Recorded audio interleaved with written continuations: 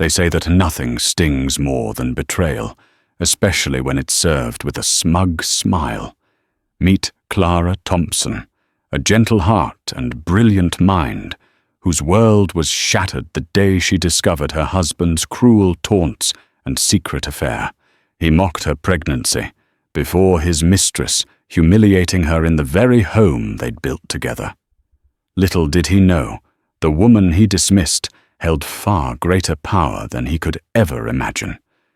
Justice would soon shine a spotlight on the truth. In a courtroom charged with tension, the world learned that Clara was no ordinary woman. She was, in fact, a CEO. Clara Thompson was the kind of woman whose eyes sparkled with quiet determination.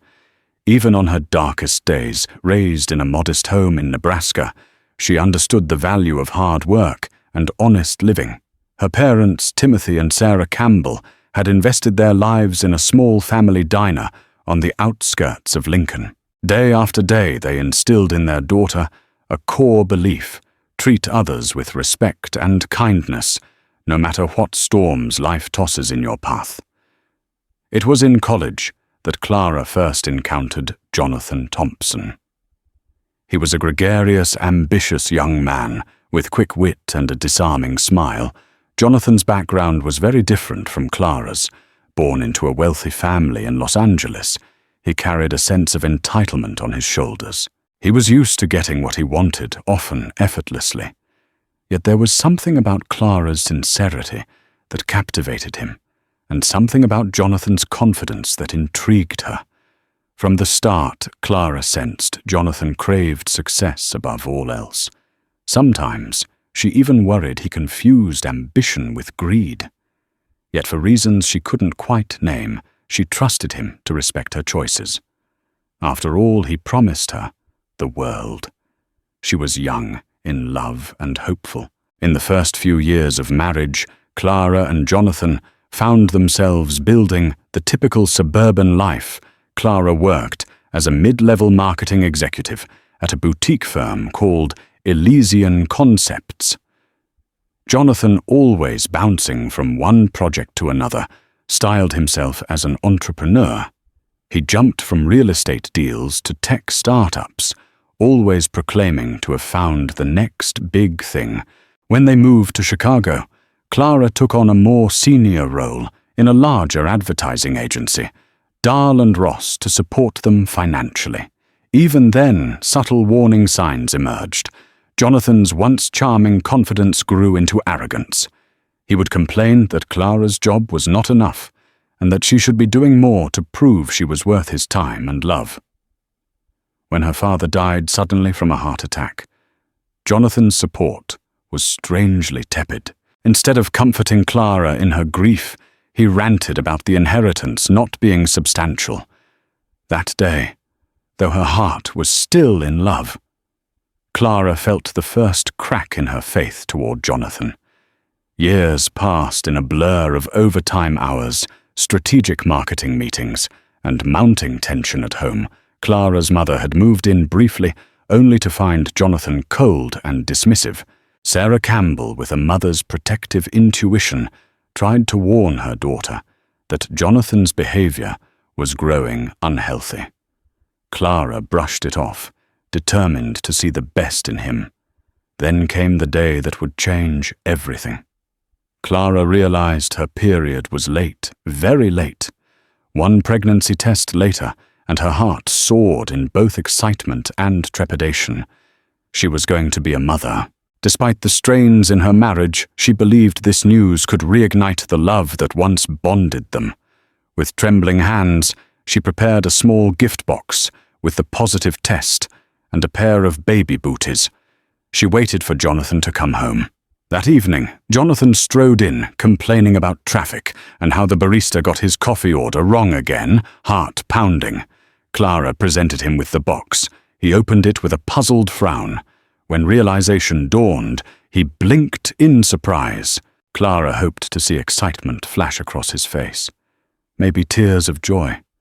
Instead, his shoulders sagged, and his mouth thinned into a tight line. "You should have told me you were late," he muttered. Do we even have the finances for a baby right now? Clara's heart sank. She forced a smile, pushing aside the sting, hoping that he would come around once the initial shock wore off over the next few weeks. Jonathan's behavior turned even colder. He spent more time out networking and less time talking to Clara. It seemed every conversation ended in an argument about money or his new business ventures. His phone buzzed incessantly, and he was evasive about who was calling. Clara's anxiety grew with her pregnancy. Though she kept up her duties at Dahl & Ross, the stress was taking a toll on her health. One evening, Clara decided to wait up for Jonathan. Midnight came and went. Yet he still hadn't returned. Worried, she called his phone. It went straight to voicemail. She tried to distract herself, reorganizing baby items in the nursery, a small sunlit room they'd set aside. At nearly 2 a.m., Jonathan stumbled in, smelling of expensive wine and perfume that wasn't hers. Clara asked where he'd been. He simply brushed her off, claiming late-night business meeting. But the bright red lipstick stain near his collar told a different story. That night, Clara felt a silent devastation, yet part of her refused to believe the worst. She wanted proof, not accusations born of suspicion. A week later, while doing laundry, Clara found a credit card statement in Jonathan's pants pocket, a fancy restaurant reservation in the name of April. Donovan jumped out at her. The date matched one of Jonathan's networking nights. Heart pounding.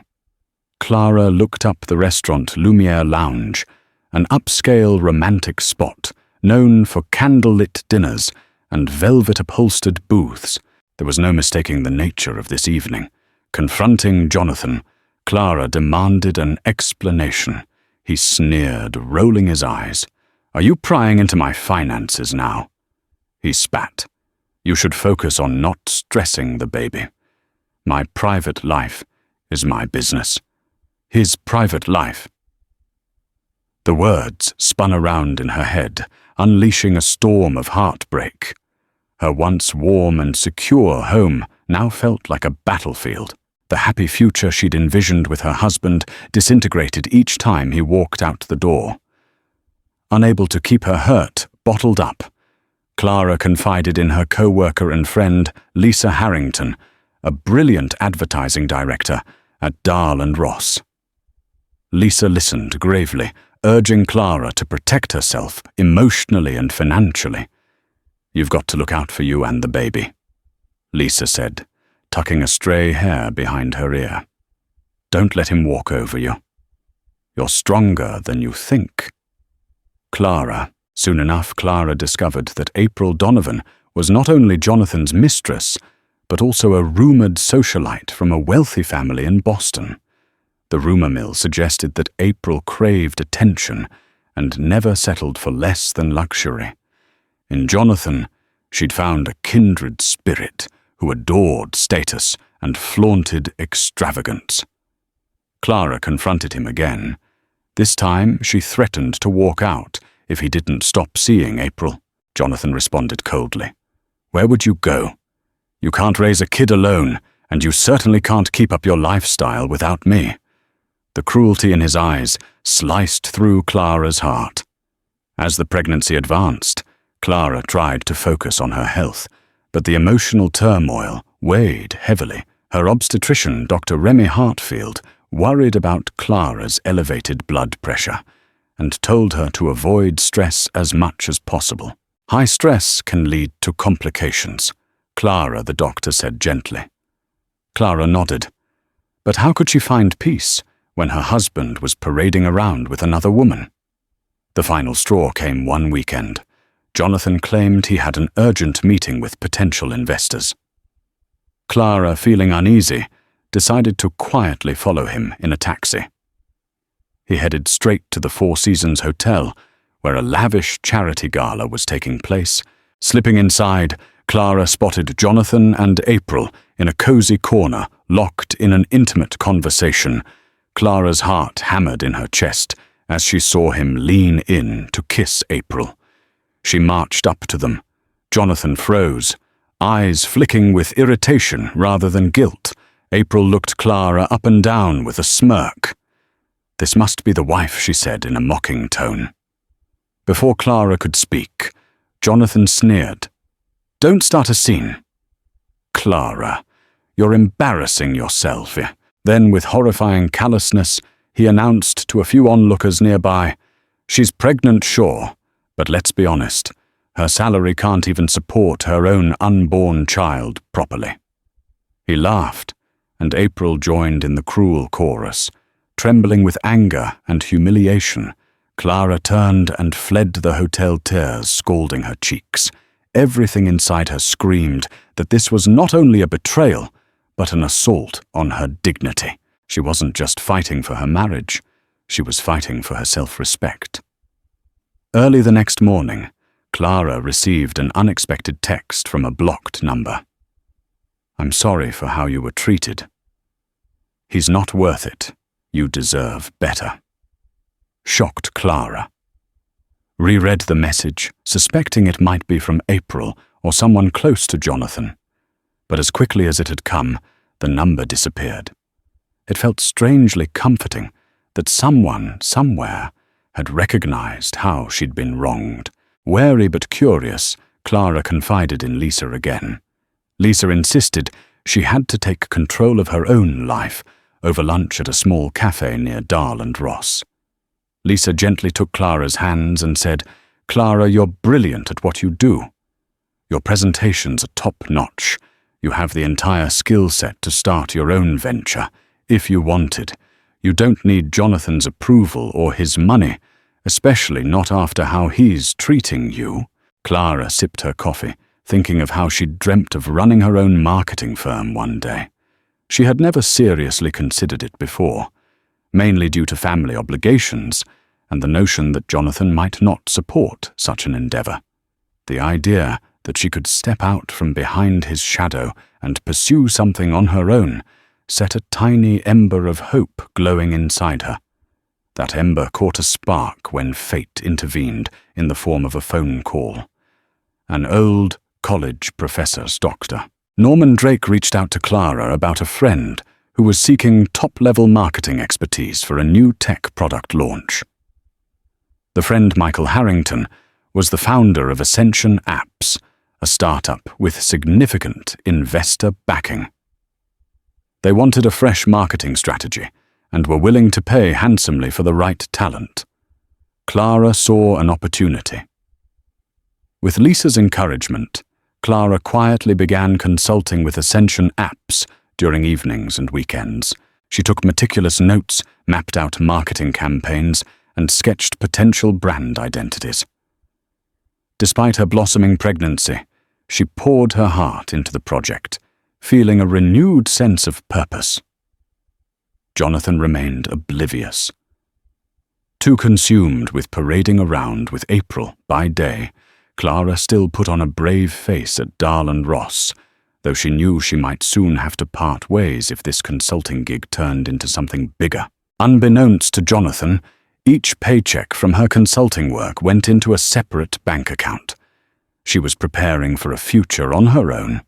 One day, Michael Harrington called Clara in for an urgent meeting. The campaign proposals she'd drafted had wowed his investors, and they wanted her full-time as Chief Marketing Officer. The compensation package was substantial, complete with a generous sign-on bonus and stock options. Clara's heart soared, but she also hesitated. She was pregnant, dealing with an unfaithful husband, and uncertain if she could juggle so many changes at once. But Michael didn't waver. "Clara, your skills are unique and your insights are unmatched. We need you," he said emphatically. Feeling a surge of self-confidence, Clara accepted the position.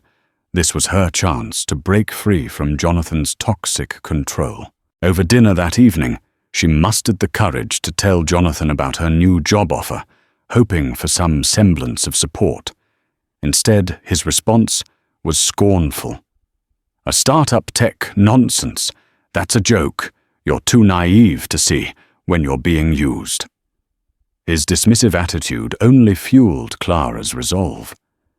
She smiled politely, retreated to her room, and resolved to finalize her plans to leave him the moment she felt secure in her new role. She also vowed to keep her unborn child safe from Jonathan's negativity at all costs. The tension in the Thompson household escalated day by day. Jonathan, oblivious to Clara's growing independence, continued to flaunt his affair. He posted pictures of lavish outings with April on social media, though he never explicitly mentioned her identity. Friends began to ask Clara awkward questions, and she deflected them with carefully measured responses. She refused to let the public see her pain, but inside she seethed. At Ascension Apps, Clara threw herself into work. Her early marketing campaigns were a roaring success, drawing attention from major tech blogs and even mainstream media outlets. Investors praised her creativity and leadership. Michael Harrington, impressed by her management style, began hinting that he wanted to groom her for an even higher executive position, perhaps CEO of a newly formed spin-off brand. Clara felt the ground shifting under her feet in the best way possible. Her life was about to change yet again, but this time she would be in the driver's seat. Meanwhile, Jonathan had no clue about the magnitude of Clara's achievements. He only saw that she was wasting time at a startup. One evening he came home in a foul mood, reeking of whiskey. April had apparently complained that Jonathan was not fulfilling promises of giving her a glamorous life. He directed all his frustration at Clara. She was sitting at the kitchen table, reviewing documents for an upcoming product launch, when Jonathan stormed in. "You're spending all your time at that worthless job," he yelled, slamming a cabinet door. "Look at this house. It's not even clean. And you think you can handle a baby?" Clara's patience snapped. She stood up, faced him directly, and declared, "I'm doing what I need to do for me and our child. If you don't like it, that's your problem." Jonathan laughed bitterly. "Our child, don't kid yourself. You know you can't raise it alone. You need me." He advanced toward her with a menacing glare, terrified for her safety and the baby's. Clara stepped away, heart pounding. Suddenly her phone rang, cutting the tension. It was Michael Harrington calling about an urgent investor update. Jonathan scoffed at the interruption and stormed out, leaving Clara trembling but resolute. The time for living in fear was over. In the weeks that followed, Clara quietly prepared her exit strategy. She kept a journal of every threatening or humiliating statement Jonathan made. She also documented his repeated absences and compiled screenshots of his social media posts with April. Her friend Lisa advised her to consult an attorney, so Clara visited Rebecca Henderson at a respected law firm, Johnson & Friedman. Rebecca was known for her fierce advocacy on behalf of wronged spouses. Rebecca listened patiently as Clara poured out her story, tears brimming in her eyes. "Your safety and your baby's safety are paramount," Rebecca said firmly. "We'll file a restraining order if needed, and we'll ensure you receive proper spousal support. But first, I want to understand your financial situation and your new job thoroughly." Clara disclosed her new position and how her salary was rapidly increasing alongside the stock options. She revealed her plan to leave Jonathan once she found a new place to live. Rebecca assured her that everything could be arranged discreetly. The attorney urged her to stay cautious. People like Jonathan can become volatile when they realize their control is slipping, she warned. Despite Clara's attempts at discretion, rumors eventually reached Jonathan. He found out she was earning far more than he'd assumed. One day, rummaging through mail on the kitchen counter, he came across a bank statement for Clara's separate account. The hefty deposit from Ascension Apps stunned him. Enraged at the prospect of losing financial control, he confronted Clara yet again. "You think you can just sneak around hoarding money?" he snarled, waving the bank statement in front of her. "Who do you think you are?" Clara didn't cower this time. Slowly standing, she met his glare head-on. "I'm someone who's tired of being treated like dirt. I'm building a future for me and our baby, with or without you." There was a moment of stunned silence. Clara could see confusion in Jonathan's eyes, as though he'd never imagined a scenario where she could thrive independently. He spat a bitter laugh and stormed off. But for Clara, that fleeting exchange was a victory. She had found her voice, and with it, a sense of freedom. The rain pattered softly against the windows of Clara's condo, painting streaks across the glass, as if nature itself mourned with her. She sat at her small dining table, surrounded by paperwork, her swollen belly pressing gently against the edge. Gabriel, though still unnamed, kicked from within, as if reminding her that he was there. A life forming a future coming. Clara rubbed her stomach instinctively, letting out a tired sigh. The weeks had been long and heavy, between late-night strategy calls for Ascension apps and the creeping anxiety of her crumbling marriage. She hadn't had a moment to exhale, to feel anything beyond duty and survival. Every step forward felt like wading through mud. And yet she kept moving. Then the call came. Her phone buzzed quietly. Michael Harrington. The screen read. She hesitated. It wasn't a scheduled meeting. Was something wrong? "Hello." She answered her voice, cautious but steady. Clara Michael's voice came through warm and deliberate. "I need to speak with you in person, if you can manage." Within the hour, she sat across from him in the Ascension conference room, clutching a thermos of decaf coffee as she fought to still her trembling hands. The atmosphere was different, more focused, more intense. Michael wasn't his usual jovial self. He looked as if he was about to drop a bombshell. "I'll be direct," he said, resting his elbows on the table. "Your work has been exceptional. Investors are beyond impressed. We've decided to launch a new subsidiary, Ascension Creative, and we want you to run it." Clara blinked. "Run it." He smiled as CEO. Time seemed to freeze. The words hovered in the air like snowflakes, suspended mid-fall. Clara stared at him, her mind struggling to catch up. "You want me to be CEO?" she repeated slowly, as if trying the title on for size. Her voice cracked under the weight of disbelief. Michael nodded. "Yes, you're not just good at what you do. Clara, you lead, you inspire. You've transformed this brand in weeks. Imagine what you could do with full authority." Her eyes stung unexpectedly. No one had spoken to her like this in years. Not since college, perhaps. Not since before Jonathan. Not since she was simply Clara Campbell, a woman full of ambition and belief. But she began placing a protective hand over her belly. "I'm pregnant. I'm about to be a single mother. This is so much. What if I can't handle it all?" Michael leaned forward, sincerity softening his tone. "Clara, your pregnancy doesn't make you less capable. If anything, it shows your resilience. You've juggled more under pressure than most people ever will. You don't have to say yes right now. The announcement can wait until after your baby is born. But I wanted you to know we see you, we believe in you." She covered her mouth with her hand. Overcome, emotions rushed in a tidal wave of disbelief, gratitude, fear, and something deeper, validation. For years, she had been made to feel small, like her dreams were too loud, too inconvenient.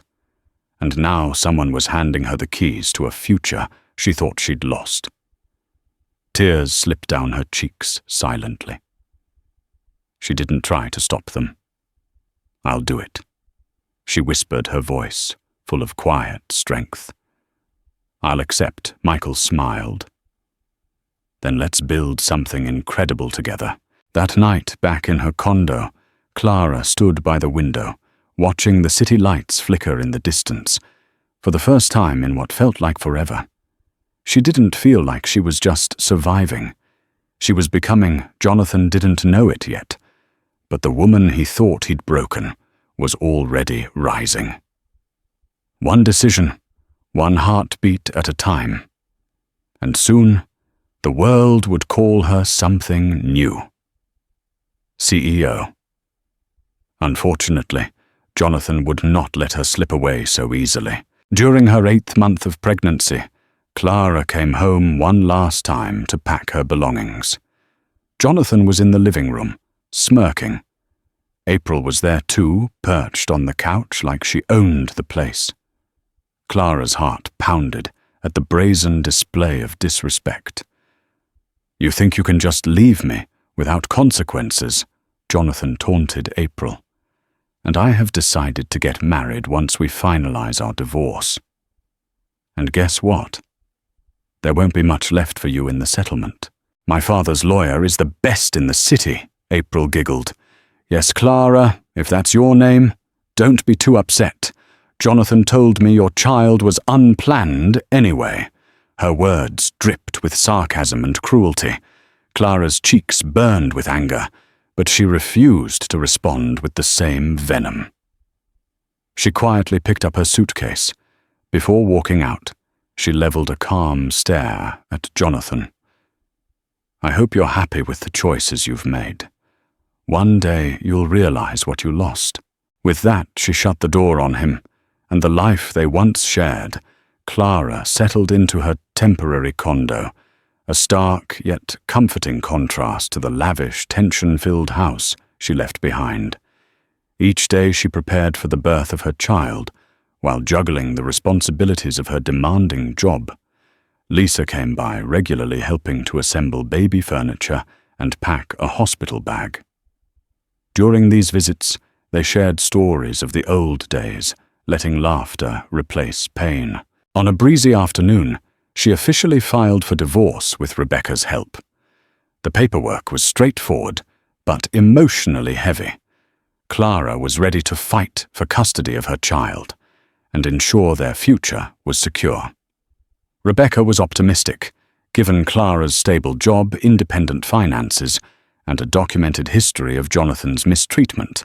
Shortly after Jonathan's attorney, a slick operator named Marcus Delgado, filed a counter-petition.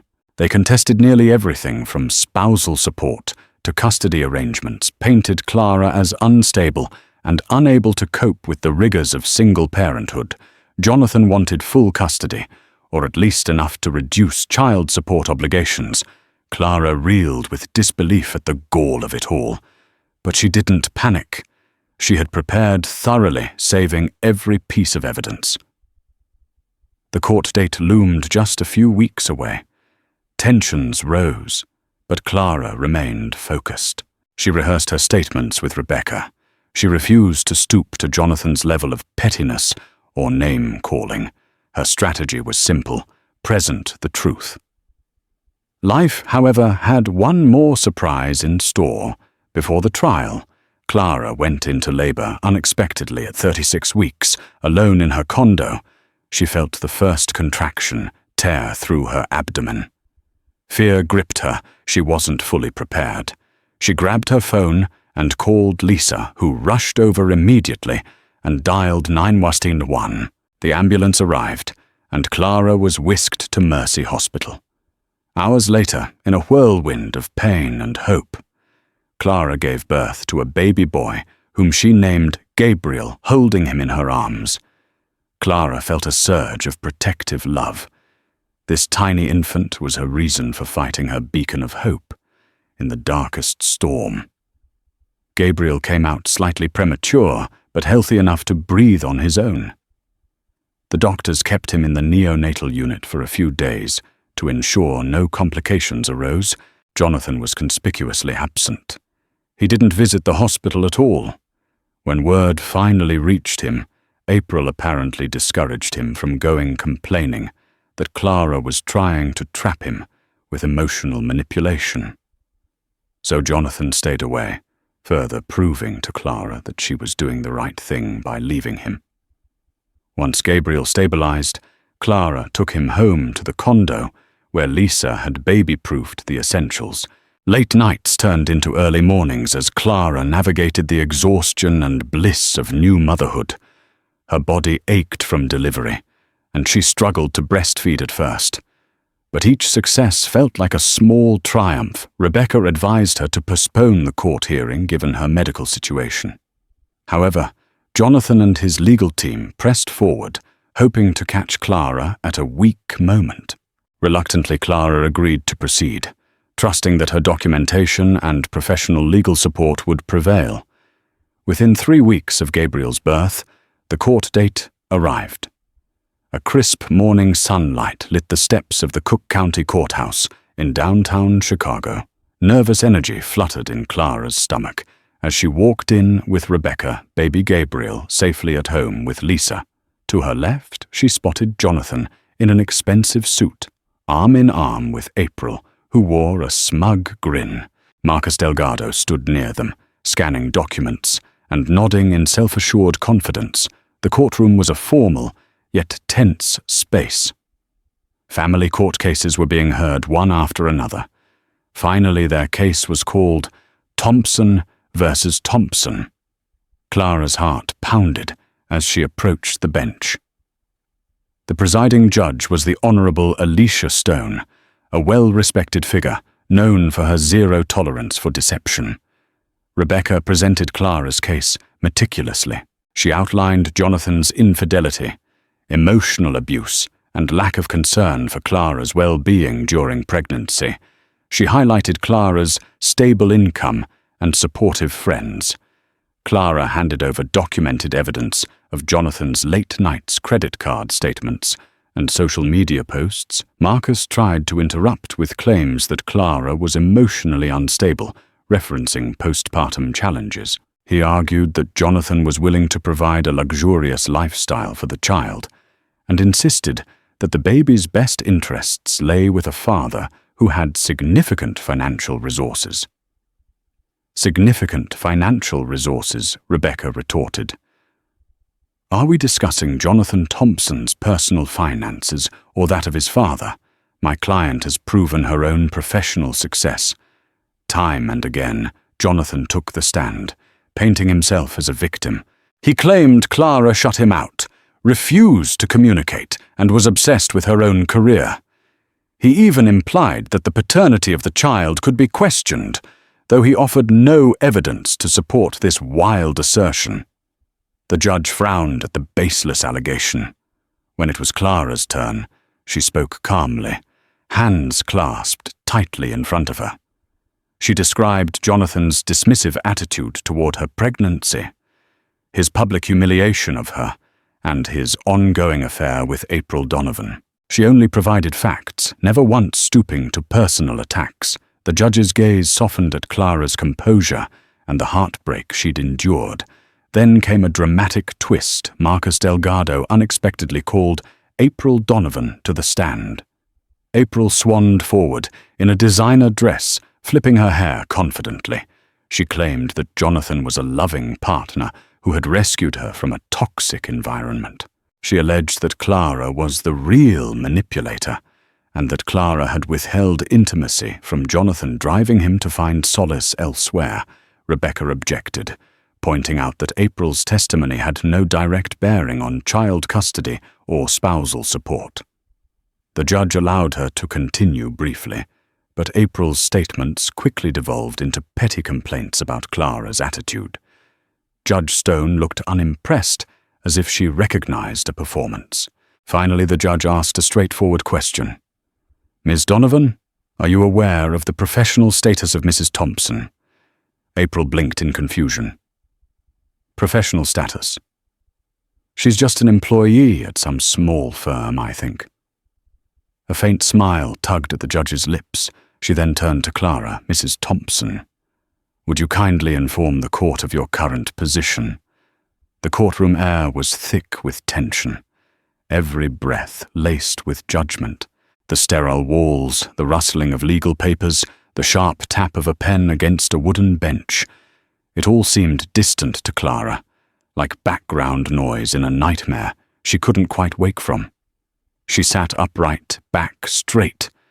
Despite the fatigue of new motherhood and weeks of legal warfare, her hands folded neatly in her lap. Across from her, Jonathan slouched in his seat like a bored schoolboy, barely hiding his irritation. April was perched next to him, all gloss and performance, tossing her hair as if the courtroom were a runway.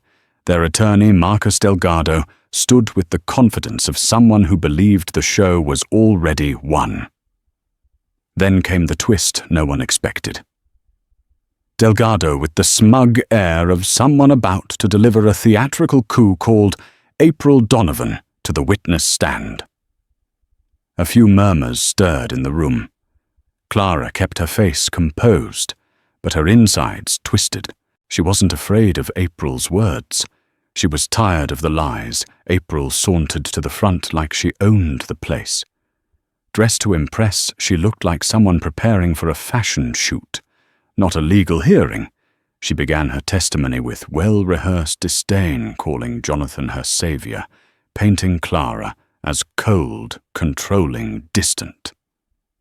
She twisted the truth like a knife layer by layer. But as the judge listened, Clara could see it. Judge Stone's expression didn't change, but her eyes narrowed ever so slightly. She was watching, reading beyond the surface. April's words began to falter, drifting from accusation to pettiness. Complaints about Clara's tone, her attitude, her lack of femininity. It was no longer testimony. It was theatre, and the performance was unraveling. Then came the moment that shattered it all, Miss. Donovan Judge Stone interrupted coolly. "Are you aware of Mrs. Thompson's professional status?" April blinked. "Professional status?" "Yes." The judge repeated her voice, laced with something between curiosity and control. "Her occupation." April let out a light laugh. "She works at some company, marketing or something, I think." Her voice was full of smug dismissal. That's when Judge Stone turned to Clara with a deliberate, steady gaze. "Mrs. Thompson, would you kindly inform the court of your current position?" Clara felt her pulse spike.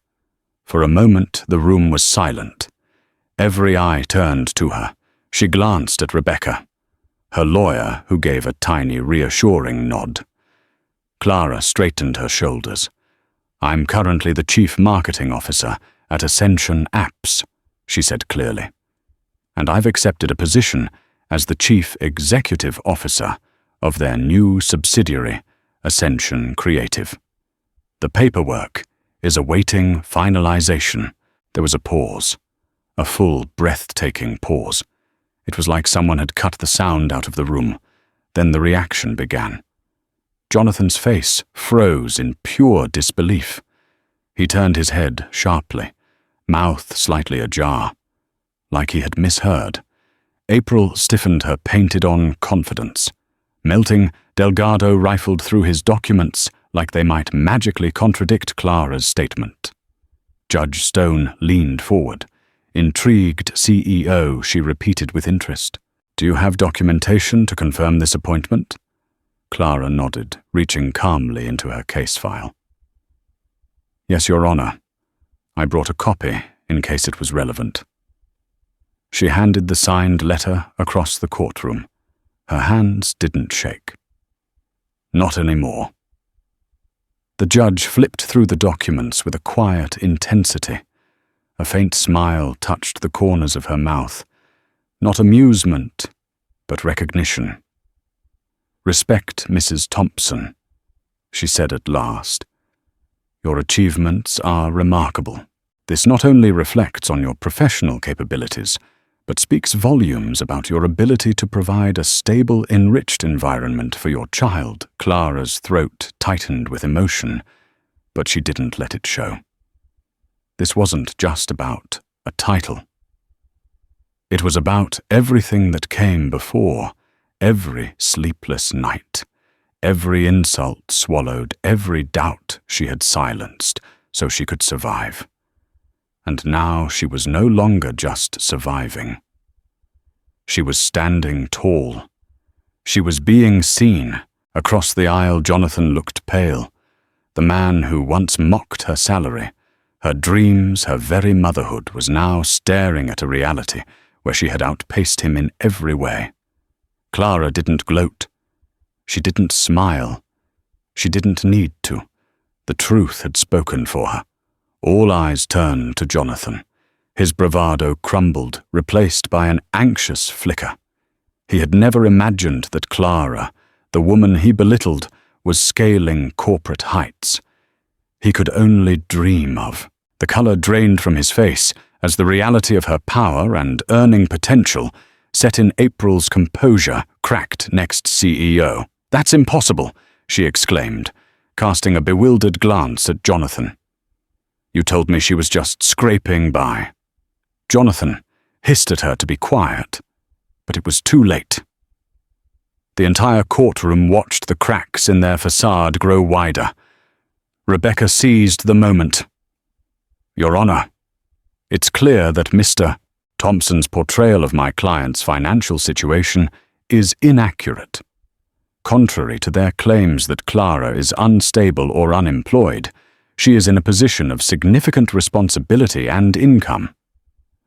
This alone contradicts the notion that Mr. Thompson should have majority custody or lower child support obligations." Silence fell once more over the courtroom, but this time it was not the quiet of anticipation. It was the stillness of reckoning. Clara sat poised, her heart pounding softly like a distant drum. She kept her gaze forward, not daring to look at Jonathan. She didn't need to. She could feel his energy unraveling, anger cloaked in fear, entitlement collapsing under the weight of reality. Judge Alicia Stone adjusted her glasses and looked over the file in front of her once more. Her eyes flicked to Jonathan, then to Clara, then down to the stack of evidence financial statements. Social media screenshots documented neglect, and now the CEO confirmation letter that had shifted the entire courtroom dynamic like a tectonic plate snapping into place. When the judge spoke, her voice was measured calm, but behind it was a quiet steel. "The court has reviewed all submitted materials and testimony," she began, Mrs. O. "Thompson has demonstrated both through documentation and witness accounts that she has acted in the best interest of her child from the moment she became aware of her pregnancy." Clara felt her breath catch. Every part of her was clenched, waiting, hoping. She has shown remarkable professional stability, emotional composure, and clear, consistent efforts to protect and prepare for her child's future. Jonathan shifted in his seat, frowning. April's smugness had vanished. She sat rigid and silent, her nails digging into the strap of her designer purse. Conversely, Judge Stone continued, turning her eyes directly to Jonathan. "Mr. Thompson has provided no credible evidence of stability, nor has he adequately rebutted the claims of emotional neglect, infidelity, or financial recklessness. Furthermore, the attempt to question the paternity of the child without basis or proof demonstrates a troubling pattern of deflection and irresponsibility." Jonathan opened his mouth to object, but the judge raised her hand, sharp and final. "My decision is as follows," she said, her voice now echoing like the drop of a stone into a still lake. "Full legal custody is awarded to Mrs. Clara Thompson, Tess. Thompson is granted visitation rights as outlined by the court schedule and is required to contribute to child support based on a revised financial evaluation, including half of all medical and educational expenses. A sharp inhale escaped Clara before she could stop it. Her fingers gripped the edge of her seat. It was real.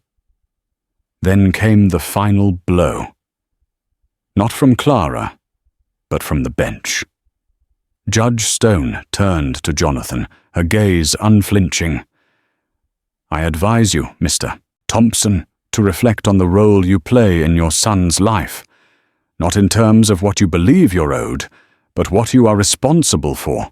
Being a father is not a title. It is a duty." Jonathan looked stunned, as if hearing those words from someone he couldn't dismiss had finally pierced his armor.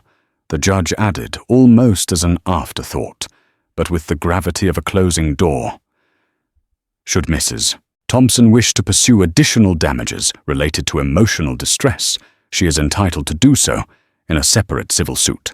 This case is now concluded." Bang! The gavel fell. And just like that, it was done. For a long second, Clara remained frozen, not from shock, but from something deeper. Relief. Vindication. A swell of something she hadn't felt in so long. Freedom. Rebecca touched her arm gently. "You did it," she whispered. Clara turned to her, blinking back tears. "We did it," she said.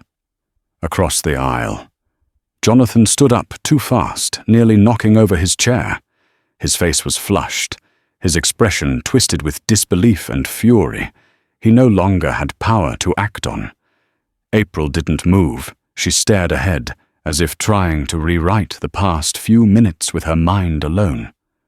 But the truth had been spoken. Justice had chosen its side.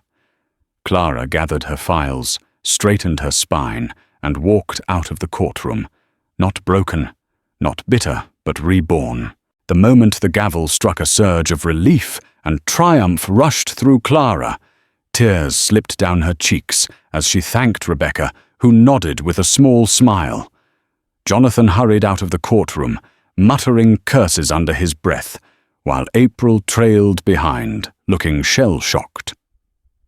Outside, reporters from local tabloids who had caught wind of a juicy divorce case snapped photos of the meltdown. Clara shielded her face and politely declined to comment.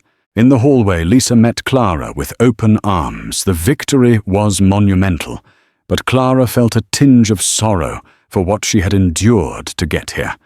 She squeezed Lisa's hand, whispering, "We did it." And Lisa replied, "No, you did it. You stood up for yourself and your child." Over the following weeks, Jonathan frantically tried to negotiate with Clara privately. He offered to reconcile if she called off the divorce proceedings, mostly in an attempt to salvage his finances. Clara calmly refused. She had endured too much trauma to even consider going back. She explained that any communication from now on would go through Rebecca and revolve solely around visitation for baby Gabriel. April, on the other hand, publicly distanced herself from Jonathan after the humiliating courtroom debacle. Rumors circulated that she left town to focus on her own well-being. Jonathan, bereft of both Mistress and the illusions of grandeur, found himself alone. Clara resumed her duties at Ascension Apps, balancing motherhood with the demands of her position. True to his word, Michael Harrington publicly announced her appointment as CEO of Ascension Creative in a press release that garnered national attention. Suddenly, Clara found herself invited to speak at conferences about women in leadership, balancing family and career, and overcoming personal adversity. With each new responsibility, Clara remembered the core values instilled by her parents: humility, kindness, and fairness. She assembled a team that reflected diversity and ethical business practices. Overnight, her story turned into an inspirational headline.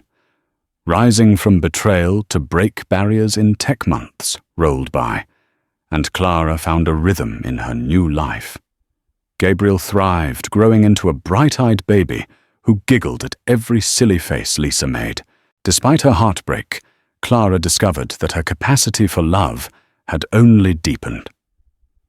She quietly dated a fellow executive she met at a marketing conference, David Chang, a down-to-earth man who treated her with genuine respect. Though cautious, Clara allowed herself to hope that a healthy relationship was still possible. Jonathan, meanwhile, spiraled. The child support payments and his failing business ventures forced him to downsize his lifestyle. He lost his swanky apartment and had to move into a modest rental. The occasional newspaper snippet would mention his drunken outbursts or unpaid debts. Clara felt no pleasure in his downfall, only a sense of peace in knowing she was free from it all. Late one evening, Clara was rocking Gabriel to sleep when her phone buzzed. It was Jonathan. In a moment of hesitation, she almost ignored it. Something compelled her to answer. The voice on the other end sounded hollow, distant. "Clara, I'm sorry," he said, his words slurred. "I made mistakes. I lost everything. April's gone, my investors pulled out. I just need to see my son." Clara closed her eyes, swallowing a wave of pity. "Jonathan, if you want to see Gabriel, we can arrange something official through the court guidelines. I hope you get the help you need." Her calm tone unsettled him. "Clara, please, don't hang up. She gently ended the call. She would not return to that dark place. She had moved on, and Gabriel was her priority. A few Sundays later, Clara held a small baptism ceremony for Gabriel at the local church, a simple, joyous event. Surrounded by close friends, Lisa, Michael Harrington, David Chang, and a few relatives, she celebrated her baby's life and her newfound independence. Jonathan was not invited, but he showed up unannounced anyway. Lingering at the back of the church, Clara caught sight of him just as she handed Gabriel over to the pastor. A flash of sadness washed over her, but she steeled herself and focused on the blessing of her child. After the ceremony, Jonathan approached her. "May I hold him?" he asked quietly. Clara took a breath, then allowed a brief moment for father and son to connect. Jonathan's eyes watered as he looked at the tiny face of Gabriel. "I'm sorry," he whispered again. But Clara said nothing. She gently took Gabriel back, nodding at Lisa to accompany Jonathan outside. Though she harbored no illusions about Jonathan's capacity to change, she wanted Gabriel to understand in the future that she had acted with decency and mercy. The legal divorce itself was a formality after the custody ruling. By the time the papers were signed, Clara felt more relief than sadness. Rebecca congratulated her on standing strong through a painful ordeal. Clara realized that her life was on an upward trajectory she never could have imagined. A year earlier, free from the shackles of a toxic relationship, Jonathan left an apology letter in her mailbox. But Clara never responded. She folded it neatly, tucked it away in a drawer, unsure if she would ever open that chapter again. For now, her heart needed time to heal and focus on what mattered: her son and her career, both blossoming under her careful guidance. Clara's story reached a peak when she was named Entrepreneur of the Year by a prominent women in business organization. The award ceremony held at the Hyatt Regency was a grand affair. She arrived wearing a simple yet elegant black gown. Greeting a host of colleagues and well-wishers, Lisa took on babysitting duties for Gabriel, ensuring Clara could fully soak in her achievement. As Clara stepped onto the stage to accept her award, she recalled every hurdle she had to leap: Jonathan's mocking words, April's sneers, the court battles, and the fear of single motherhood. Yet there she stood, unstoppable. She dedicated her award to her parents, Sarah and the late Timothy Campbell, for teaching her resilience. She also made a special nod to Gabriel, whose mere existence had given her the strength to rise above the storm.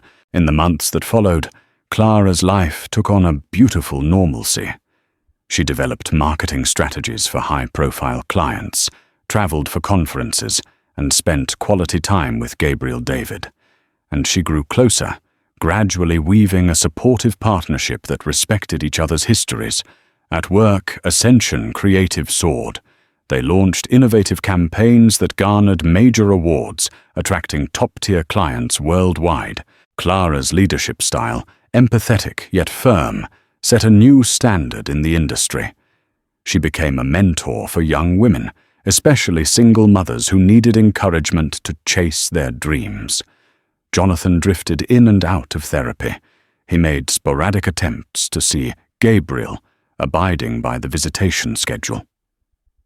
Clara allowed it, believing Gabriel deserved to know his biological father, despite Jonathan's flaws. But her heart had long healed from the illusions of romantic reconciliation. She had found peace in forging her own path, free from Jonathan's cruelty. One day out of the blue, April, Donovan reached out through social media, sending Clara a short message. "I'm sorry for everything. I wish you the best." Clara read it, paused for a moment, and decided to let it go unanswered. She had no desire to reopen old wounds. The best revenge, after all, was living well. Before she knew it, Gabriel had turned 1 year old. Clara hosted a small birthday party in her condo, decorating the living room with pastel balloons. She watched her baby boy smash cake between his fingers with pure delight. Everyone who had stood by her side, Lisa, Rebecca, Michael David, filled the room with warmth and love. At one point, Clara stood off to the side, tears of gratitude sparkling in her eyes. She could hardly believe how far she'd come from a humiliated pregnant wife to a confident CEO and caring mother. This was the life she had fought for, full of hope, surrounded by genuine people who celebrated her success, rather than tore it down. A few weeks later, in the calm after the birthday celebration, Clara sat at her desk in Ascension Creative's sleek new offices. She gazed out the window at the bustling Chicago skyline. A sense of purpose filled her. She pressed a button on her intercom to call her assistant. "Yes, Mrs. Thompson." "Sorry, Ms." Thompson, the assistant, corrected. Remembering the divorce, Clara smiled. "Clara is fine." She said she'd long since dropped Jonathan's last name in official documents, reverting to her maiden name. "Campbell. Could you schedule a meeting with the design team for Monday afternoon?" "Yes, Ms. Campbell," her assistant replied. "Congratulations again on the big contract with Syntec. You're doing amazing things here." Clara thanked her and leaned back in her chair. The city gleamed in the afternoon sun, a metaphor for her own bright horizon. She'd survived betrayal, heartbreak, and public humiliation. In the end, she discovered her own power. She wasn't merely the scorned wife she was.